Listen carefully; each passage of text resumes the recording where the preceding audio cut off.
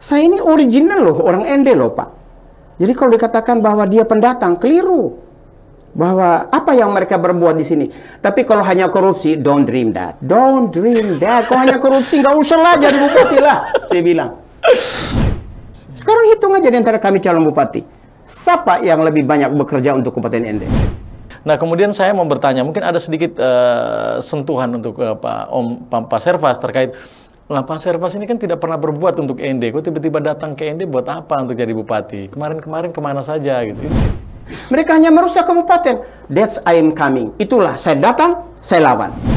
Calon bupati wakil bupati tidak ada musuh bagi saya. Tetapi kalau sudah menyerang saya akademisi, berarti saya dengan pelorinya tidak pantas dong menjadi calon bupati.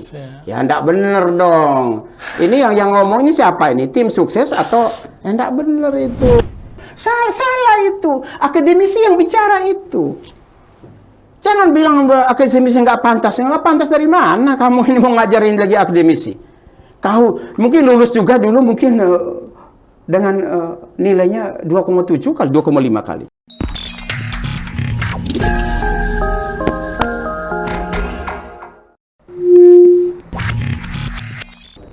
Halo Sobat Milenial, bersama saya lagi Muhammad Ciprian sebagai MSPR di Millennial Spirit Channel, di Positive Room Podcast. Apa yang kita perbincangkan hari ini kayaknya menjadi catatan penting, tolak ukur. Karena dari penampilan saja Sobat Milenial pasti sudah tahu bahwa tamu saya hari ini adalah seorang yang istimewa tentunya. Makanya saya harus menyambut dengan sesuatu yang lebih baik dan lebih milenial, agak spirit dan lebih milenial plus Sobat Milenial.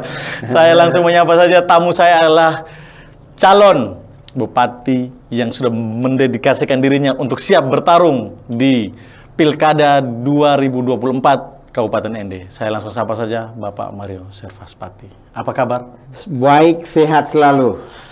Nah, baik sehat Om. Ini isu yang berkembang, bukan cuma isu, kayaknya kesiapan Om sebagai seorang akademisi yang akan terjun ke dunia politik, dan juga banyak catatan penting yang harus Om sampaikan terkait siapa sih sebenarnya Pak Mario Servas Pati ini, supaya kami Sobat Milenial juga perlu tahu, dan mungkin masyarakat kabupaten ini juga perlu tahu Pak Mario itu siapa sih, berani-berani yang mencalonkan dirinya menjadi seorang calon bupati di 2024 nanti. Saya ini sesungguhnya kalau pertanyaannya siapa, harus lihat sejarah saya dong Pak. Sejarah ya. Saya bukan anak orang kaya, saya bukan anak orang hebat, saya adalah anak petani kecil, hidup di desa. Saya kelahiran Wolowaru. Saya punya ari-ari ditanam di rumah sakit Santo Antonius Jopo. Saya lahir tahun 1960. Semasa kecil saya bukan seperti anak-anak ASN yang hidup dengan kemewahan. Saya usia 8 tahun sudah manjat kelapa. Itu jalan kaki 12 kilo dari Wolowaru ke Moni menjual kelapa. Sewaktu saya SMA, saya juga orang susah, dan saya bahasa Belandanya lees babi, menjual babi kepada masyarakat, khususnya pegawai-pegawai negeri. Tanggal 25 saya sudah minta anak-anak nganter lees babi. Lalu di waktu kuliah di Undana dulu di ND, saya juga naik pangkatnya menjadi penjual sapi, itu lees sapi. Jadi saya berangkat ke Jakarta tahun 83 setelah lulus diploma 2 bahasa Inggris. Saat itu karena orang desa, saya lulus dengan cum laude bagus, 3,68. Waktu berangkat ke Jakarta itu saya penuh dengan kesulitan, tetapi saya terbang ke Jakarta dengan pesawat. Dan saat itu mungkin sejarah di Nusa Tenggara Timur adalah anak desa yang merantau dengan pesawat adalah saya, karena saya sudah menjadi orang yang mencari uang sejak SD. Jadi saya bukan siapa-siapa. Dalam pergumulan saya pernah mendirikan sekolah internasional di Jakarta, St. Peter Catholic International School. Sekolah sekarang ini menjadi sekolah 10 besar di Jakarta Utara. Kembali ke Kupang, saya mendirikan itu sekolah bertaraf internasional, ANCIPS, Nusa Cendana International Plus School. SMP-nya sampai hari ini dari tahun 2007 kita ranking 1 se-NTT, dan selalu memenangkan Olimpiade sampai tingkat Jakarta, UI, dan Erlangga. Dari sisi seorang akademisi, saya merasa saya layaklah menjadi calon bupati. Seperti contoh Pak Anies Baswedan, ya akademisi. Masih saya tahu banyak orang mengkritisi akademisi tidak pantas. Ya itu kan statement dari politikus yang ketakutan ketika saya mau maju menjadi calon bupati. Karena apa? Yang calon bupati sekarang ini dari tahun 58, dari zamannya itu Pak Winokan sampai dengan Pak Jafar sekarang adalah mantan mahasiswa. Mantan mahasiswa, mantan siswa saya, mantan mahasiswa saya. Saya sekarang seorang guru perguruan tinggi yang menjadi calon Bupati ND 2024-2025 dari Partai Gerindra. Sobat Milenial, ini perkenalan singkat dan juga ada sedikit opini tentang pribadi seperti apa sih Pak Mario sendiri yang akan siap kontestasi di 2024. Nah Pak Mario, ini seperti saya mendengar tadi ada sedikit bahasa yang disampaikan bahwa Pak Mario agak sedikit tidak senang mendengar bahwa seorang akademisi menjadi politisi. Nah ini saya sedikit juga akan bertanya di Pak Mario. Memang sempat ada opini juga, ada penyampaian mungkin dari beberapa tokoh yang menyatakan kalau akademisi ya akademisi saja, tidak usah urus ke politik. Nah ini pandangan Pak Mario yang notabene seorang akademisi murni dari track record seorang petani, anak petani yang sukses dan juga menjadi seorang dosen, guru dan bisa mendirikan sekolah. Nah pandangan Pak Mario secara itu karena ketakutan saja Pak. Karena ketakutan bahwa seorang akademisi pasti cerdas dia, pasti cerdas nomor satu. Lalu kecerdasan dia ini yang saya mau gunakan sebagai calon bupati. Jadi sebetulnya statement itu saya tidak seperti mereka like such as a killing punch, bahkan pukulan yang mematikan langsung menghantam petinju lain untuk mati. Saya kira itu adalah ketakutan berlebihan daripada politisi-politisi muda yang memang ilmunya sangat terbatas.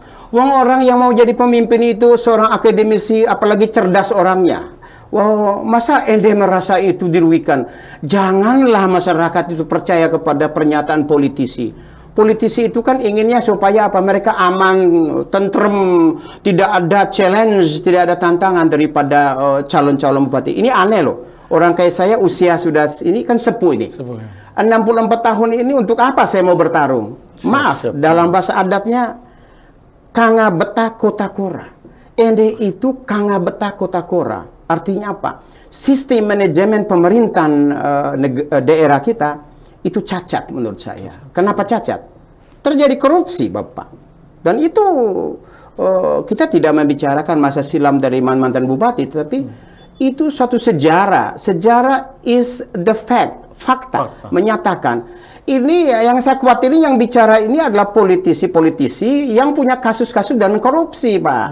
Jadi ketakutan ketika saya datang, saya akan meluruskan yang dalam bahasa adatnya kedatangan seorang politisi yang cerdas ingin dalam bahasa adatnya sosomolo sasamasa membereskan semua yang tidak beres agar supaya pemerintahan kita bersih dan berwibawa. Saya kira begitu. Siapa ini kayaknya Sobat Milenial, saya membandingkan, coba kalau Sobat Milenial ada di sini kayak kita serasa seperti dipidato oleh Bung Karno, tapi ya inilah seorang akademisi yang punya ilmu dan akan terjun ke dunia politik di tahun 2024 nanti dan sekarang sudah mulai bekerja ya Pak Mario.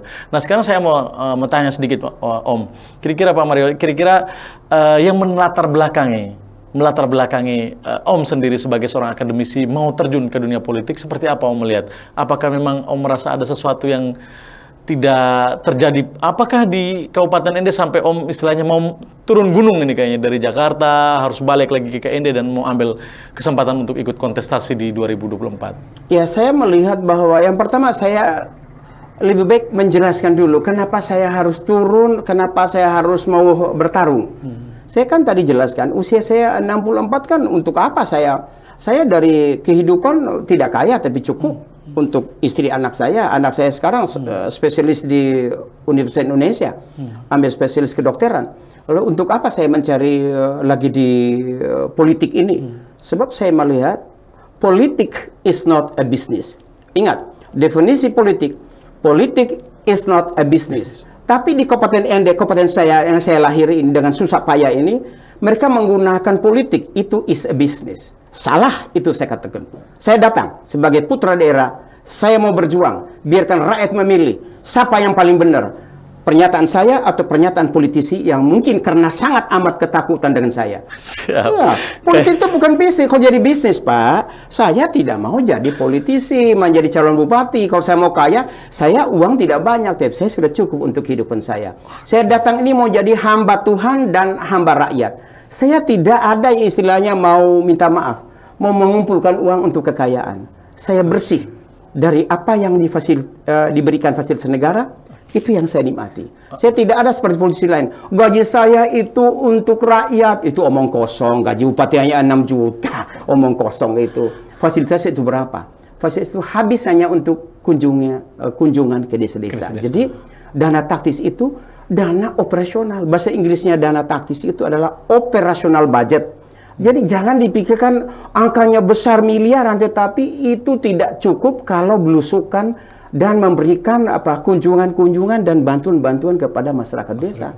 Operasional jalan itu butuh biaya. Jadi menurut saya datang ke sini untuk belusukan agar rakyat lebih mengenal saya. Karena mungkin selama ini tidak mengenal siapa itu Servas. Who is Servas? Saya ini original loh, orang Ende loh, Pak.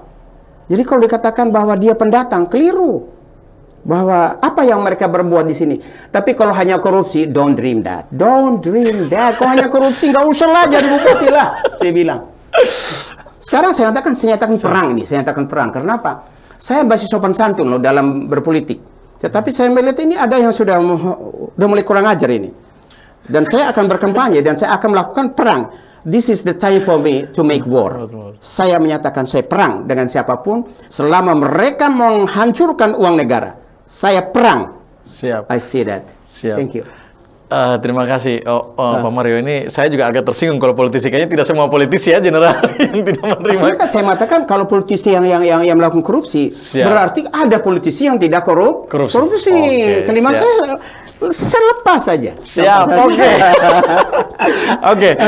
Ini Pak Mario. Ini juga ada yang mungkin perlu diketahui juga oleh sobat milenial, tentu juga masyarakat Kabupaten Ende secara keseluruhan. Pasti mereka bicara apa sih kan kalau kita mengambil porsi di politik, otomatis apalagi kita mengambil kontestasi 2024 untuk maju sebagai seorang pejabat publik, dalam hal ini bupati, otomatis kita siap dengan segala risiko dan tantangan. Serangan verbal terhadap kita atau serangan hate speech terhadap kita pasti ada, karena ini risiko kita sebagai calon pejabat publik. Nah, kemudian saya mau bertanya, mungkin ada sedikit sentuhan untuk Pak Servas terkait Pak Servas ini kan tidak pernah berbuat untuk Ende. Kok tiba-tiba datang ke Ende buat apa untuk jadi bupati? Kemarin kemana saja gitu? Itu seperti apa kira-kira jawaban Pak Servas? Kalau jawaban itu adalah political statement, pernyataan politik dari politisi-politisi. Kalau mengatakan saya belum berbuat, bisa benar tapi belum banyak. Kalau belum pernah berbuat itu kan menurut saya itu satu penghinaan kepada saya. Sesungguhnya bahwa saya belum berjasa. Saya pernah menulis Perang Marilonga, buku muatan lokal, Perang Baranuri, buku muatan lokal, dari 2002 sampai sekarang masih dipakai. Sejarah atau mitos Inepare, kisah Inepare di Kelindota. Yang berikutnya adalah saya sudah menulis juga 9 jilid bahasa Inggris berjudul Follow the Simplest Way. Ikuti cara termudah, dan buku itu saya rancang hasil riset saya dan terregistrasi di California University sebagai buku yang paling cepat agar manusia belajar percakapan dalam waktu 1 bulan. People can talk English well. Saya sudah berbuat, saya bilang. Lalu saya bertanya, politikus yang sudah pernah menjabat bupati dan calon bupati, anggota dewan, pernahkah mereka menulis buku-buku muatan lokal untuk Kabupaten Ende? Belum. Saya lebih banyak berbuat. Saya kira sebagai putra daerah saya bangga. I'm proud of my work. I'm proud of my career. Saya bangga dengan pekerjaan saya dan karir saya bahwa saya sudah berbuat untuk Kabupaten Ende. Sekarang saya balik bertanya, boleh tidak saya minta rakyat Ende pilih saya dong? Saya sudah berbuat dong. Sekarang hitung aja di antara kami calon bupati. Siapa yang lebih banyak bekerja untuk Kabupaten Ende? I'm living in Jakarta. I'm living in Kupang. Tetapi I have done for Ende. Saya tinggal di Jakarta, Kupang, tapi saya sudah bekerja untuk Ende. Lalu apa yang mereka berbuat yang tinggal di Ende ini? Hanya merusak. They only destroy the district. Mereka hanya merusak kabupaten. That's I am coming. Itulah saya datang, saya lawan. Dan saya mengatakan pada rakyat Ende, I'm one of the best. Saya salah satu yang terbaik dari putra-putra. Saya bukan yang salah satu yang terbaik. I'm one of the best. Why not me? Kenapa tidak saya 2024 sampai 2029? To conduct, to manage Kabupaten Ende. Gitu. Sobat Milenial, ini statement yang sudah diberikan oleh Pak Mario. Kenapa tidak saya diberi kesempatan untuk 2024-2029? Karena dia merasa mampu untuk menjadi seorang bupati Ende di 2024. Oke Pak Mario, ini saya sedikit bertanya lagi. Ini biasa kalau dengan saya sering tanya. Otomatis kalau kita maju bupati. Lebih banyak. Yang bagus itu bertanya yang lebih sulit, jangan yang gampang-gampang. Ini sudah mulai masuk ke pertanyaan gampang, tapi jawabannya agak sulit. Sulit ya, baik. Ini Pak Mario, otomatis kalau kita, ya, kayaknya lumayan saya diceramain, tapi bagus sekali. Soalnya, ini Pak Mario, saya sedikit bertanya. Kira-kira otomatis kalau kita maju bupati dan di 2024 harus punya pasangan. Siap. Kira-kira kalau sekarang kan Pak Mario baru sendiri nih mendeklarasi. Kira-kira dalam pandangan Pak Mario, siapakah orang yang nantinya bakal Pak Mario ajak untuk bergandengan tangan untuk maju di Pilkada 2024? Karena kan Pilkada harus pasang-pasangan, tidak mungkin hanya bupati saja, tentu ada wakil bupati. Nah, saya minta Pak Mario bisa menjelaskan, ataukah mungkin sudah ada orang-orang nominasi-nominasi yang sudah dalam pikiran Pak Mario, atau yang sudah diajak diskusi, ataukah sekarang memang Pak Mario sudah punya posisi penting dan sudah mengunci orang yang akan menjadi pendamping Pak Mario di Pilkada 2024? Terima kasih bahwa sejak 1 tahun yang lalu sudah ada pendekatan secara pribadi, belum partai, yaitu saya dengan Bapak Mat Mokdar.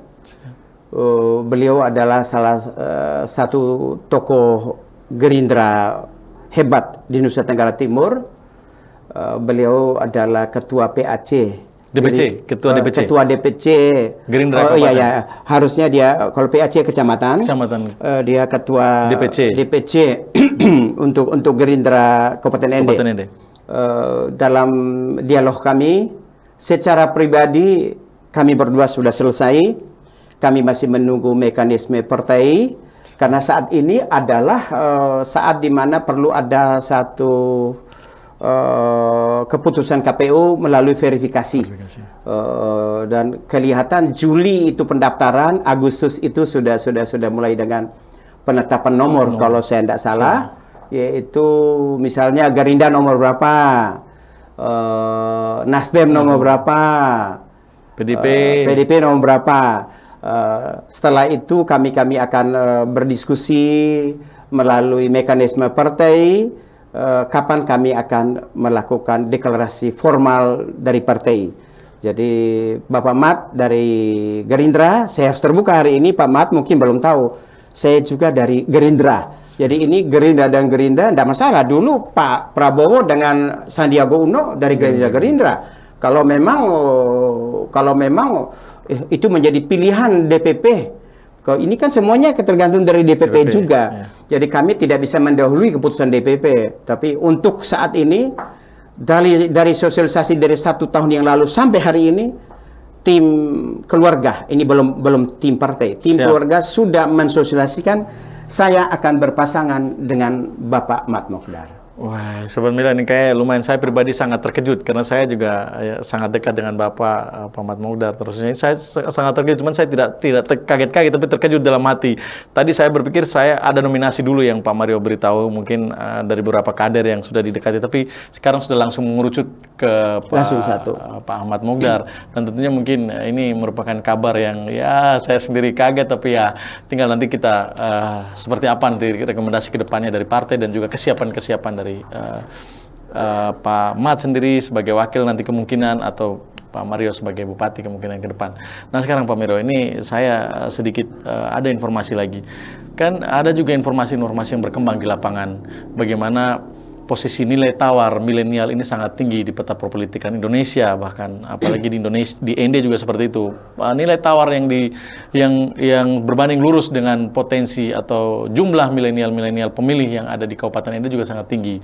Nah ini banyak juga isu yang berkembang bahwa anak-anak milenial lebih senang dengan anak-anak muda yang memimpin. Nah terus pastinya juga ada jawaban-jawaban dari Pak Mario. Ini seperti apa tanggapan dari Pak Mario untuk melihat keinginan daripada putra-putri kita yang milenial melihat pemimpin yang ya mereka harapkan untuk memimpin Kabupaten Ende ke depan. Kira-kira Pak Mario seperti Iya, apa? saya kira itu ada satu, saya sekali lagi saya katakan, itu adalah tanggapan dari politisi.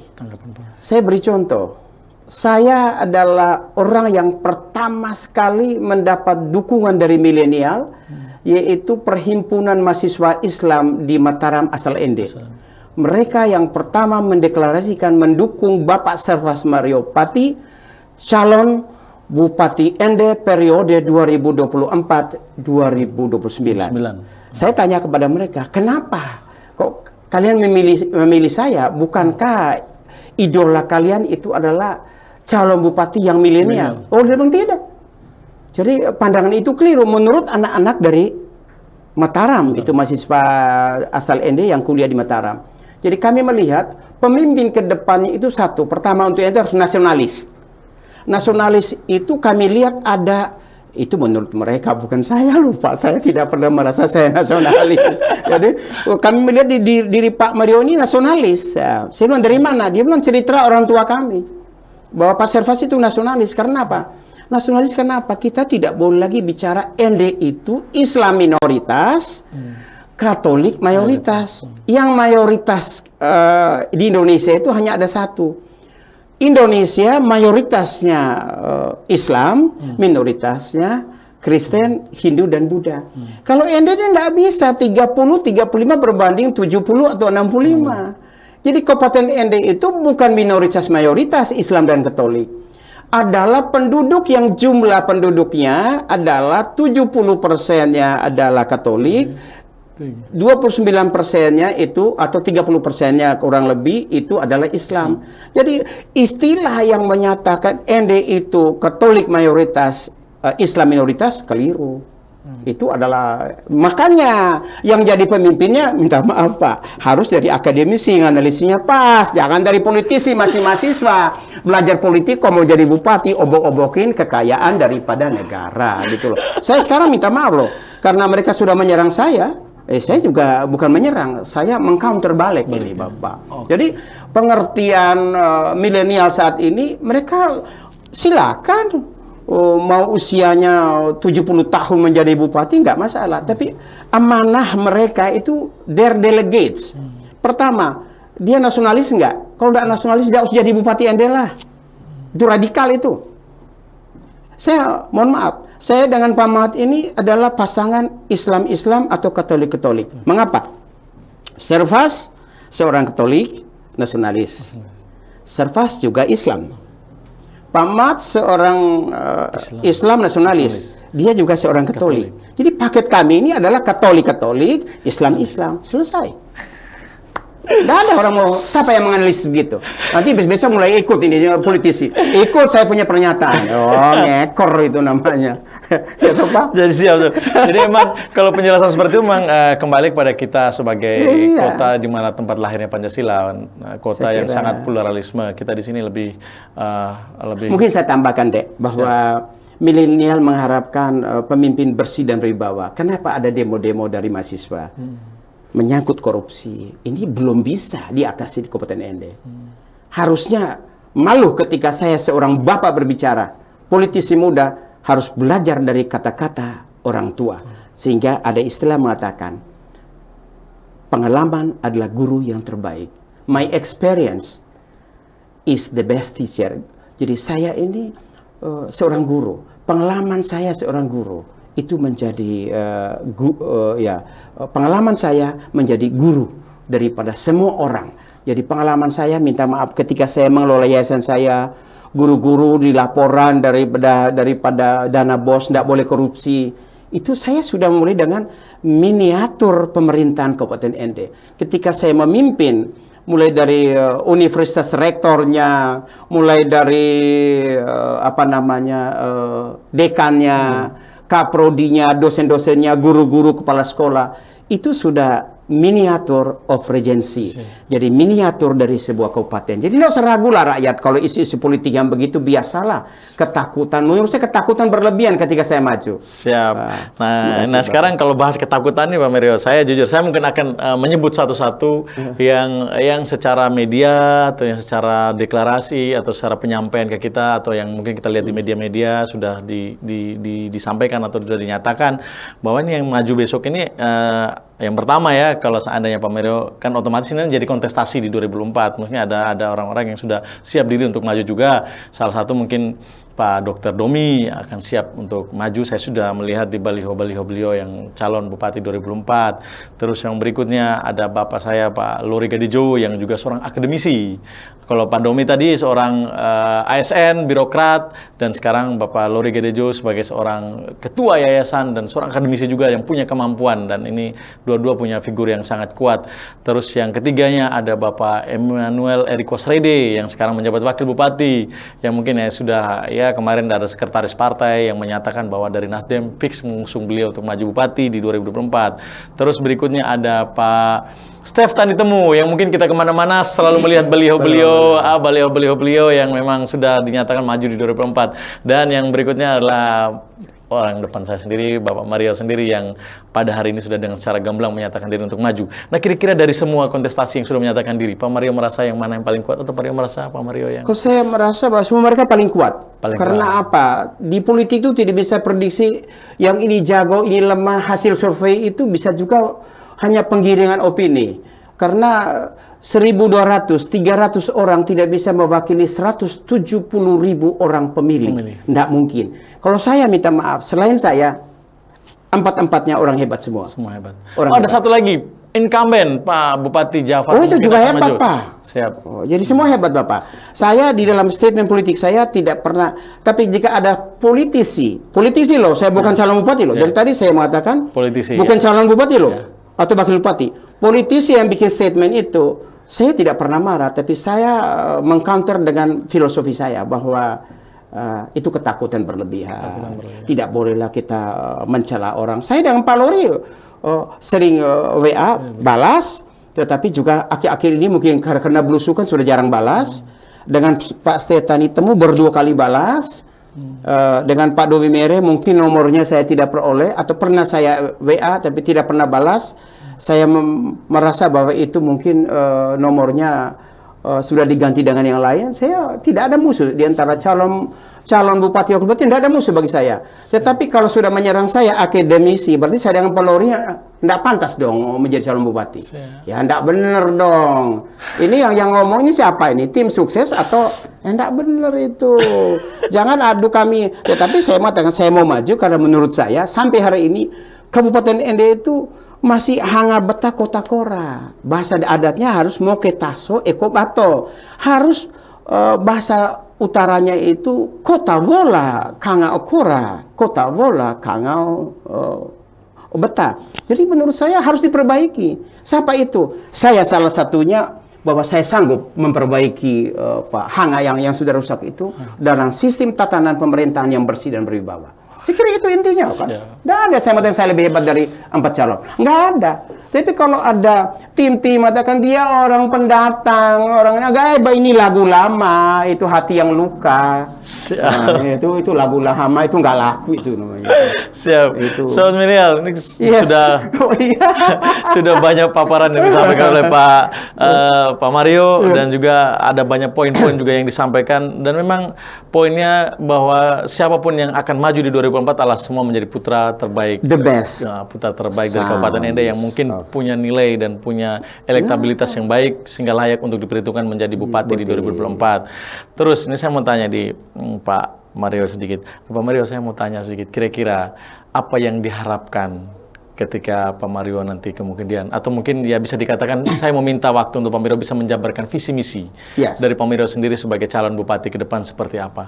Nah, saya minta kira-kira Pak Mario bisa menyampaikan, mungkin bisa menyampaikan langsung di masyarakat Kabupaten Ende, atau juga mungkin di Sobat Milenial untuk visi misi apa sih yang akan Pak Mario bawa, atau apa saja sih yang Pak Mario mau tawarkan untuk Kabupaten Ende lebih baik dan lebih baik lagi ke depan. Ya, saya punya misi itu sudah viral di medsos. Saya punya misi itu, mimpi saya adalah emas. Kaget orang, emas. Kenapa mimpi saya harus emas? Emas itu kan logam mulia, indah. Jadi emas itu ende, makmur, adil, sejahtera. Kenapa harus ende makmur? Saat ini ende sudah makmur belum? Sudah makmur. Karena sudah 76 tahun Indonesia merdeka. Makmurnya kenapa?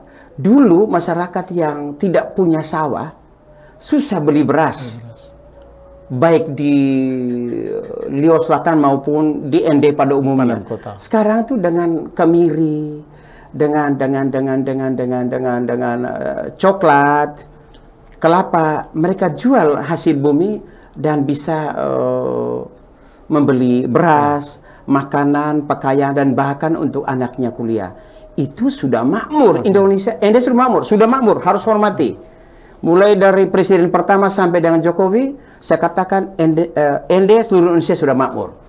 Tapi kita adil belum dalam pembangunan? Belum adil. Contoh Pak, jalan-jalan sekarang ini yang kemarin saya belusukan ke Jopu sana, itu 20 tahun sampai 30 tahun. Sampai mobil bupati kalau lewat mereka teriak gitu loh Pak. Dan ini kalau yang dengar ini, saya minta Pak Jafar harus secepatnya. Sahabat saya, secepatnya tahun 2023 kerjakan jalan-jalan yang dikeluhkan rakyat. Kerjakan. Saya tidak pernah merasa bahwa kalau Pak Jafar itu, kalau politikus jahat kan dimatakan, biarkan saja supaya Pak Jafar nggak terpilih. Saya tidak. Saya butuh rakyat itu menikmati karena adil itu loh. Ini adil nggak pembangunan? Nggak adil. Saya bilang adil. Kalau dewan-dewan yang memperhatikan dapilnya, itu yang dia dahulukan. Padahal itu jalan itu setiap 2 tahun, 10 tahun, 5 tahun, itu di hot mix lagi. Sementara jalan-jalan yang kayak di Jopu itu, lompat ke Bolojita itu, saya berharap ini Bapak Bupati dengar ini. Pak Jafar dengar, Bapak. Lompat. Jangan Pak Jafar, selesaikan. Kemarin belusukan. Saya akan minta Pak Bupati. Saya bisa WA, saya bisa BR, karena kami setiap pagi bawa WA Bapak saya yang Bupati. Masih bersaing sehat, saya tidak ada yang saya takuti. Yang ada adalah satu, saya takut dengan rakyat. Karena apa? Ketika dia tidak milih saya, biar pinternya hebat buku main, biar Servas hebat buku main, nulis buku puluhan biji. Tetapi kalau rakyat nggak mau gimana? Biarkan aja Pak Jafar pimpin, Lori pimpin, kita punya Dr. Domi pimpin, Erik pimpin, semua juga masih saudara. Jadi menurut saya, misi saya yang paling utama adalah dengan revolusi industri 5.0 atau revolusi industri kelima, yang saya kembalikan kota pelajar. Apa itu kota pelajar? Bukan berarti setelah jam pulang sekolah itu ND penuh dengan siswa. Itu quantity, not quality, tapi kepada kualitas pembelajarannya. Kembalikan ND kota pelajar bukan karena jumlahnya, tapi hasil UNBK di peringkat berapa KND?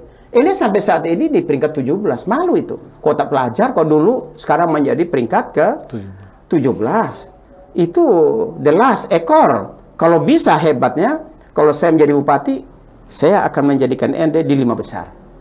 Ada cara saya.